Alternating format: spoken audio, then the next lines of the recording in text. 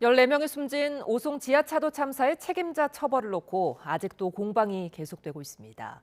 유가족 측이 김영환 충북도지사에 대한 검찰의 불기소 처분에 반발해 항고장을 제출했지만 해를 넘기는 상황에도 재수사 여부는 불투명합니다. 김기수 기자입니다. 지난 2023년 7월 충북 청주 궁평이 지하차도가 침수되면서 14명이 숨진 오송 지하차도 참사.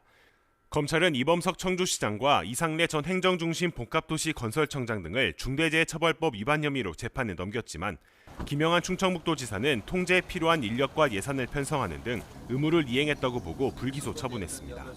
이에 참사 유가족들은 불기소 처분을 받아들일 수 없다며 지난 2월 대전고등검찰청에 항고장을 제출했습니다. 도로에 대한 책임도 충청북도 때도 책임이 있다라고 판단을 해서 그 부분의 가장 큰 책임자가 이제 도지사이기 때문에 저희가 이제 항고를 하게 된 거죠. 새 정부 출범 이후 진행된 국회 국정조사에서 김 지사에 대한 책임을 물어야 한다는 내용이 담긴 결과보고서가 채택됐고 국회에 출석한 당시 노만석 전 검찰총장 직무대행도 관심을 가지고 지켜보겠다고 하면서 재수사에 대한 관심이 높아지기도 했습니다. 입장에서 저도 항고장을 읽어봤는데 사실 뭐 이해가 안 가는 부분, 유가족 입장에서는 조금 궁금해하거나 이 부분 도대체 납득이 안 가는 부분이 저도 좀 보이긴 했습니다. 그 부분을 어떻게 항고청에서 볼 것인지 다시 한번 저희들도 관심을 가지고.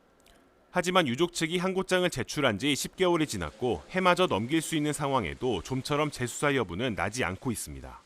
중대시민재해 혐의가 적용된 첫 사건인 만큼 검찰 측은 신중하게 접근하고 있는 것으로 알려졌습니다. 중대재해처벌법 위반 혐의로 유족들에게 고소된 기관장 가운데 불기소 처분을 받은 건 김영환 지사가 유일한 상황. 앞서 해당 혐의로 기소된 이범석 시장과 이상래 전 행복청장에 대한 재판은 내년 2월 본격적으로 진행될 예정입니다. YTN 김기수입니다.